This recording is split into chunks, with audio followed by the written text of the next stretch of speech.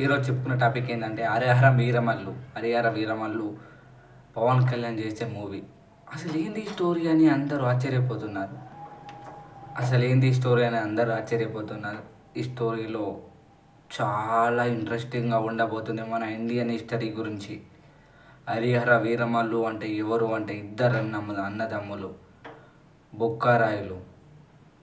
హరిహర వీరమల్లు ఇద్దరు అన్నదమ్ములు ఉంటారు.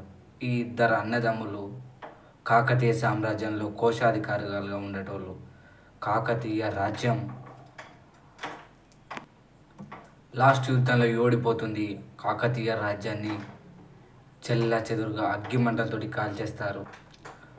మంటల్లో కాలుతున్న కాకతీయ రాజ్యాన్ని చూసి చాలా కుమిలిపోతారు.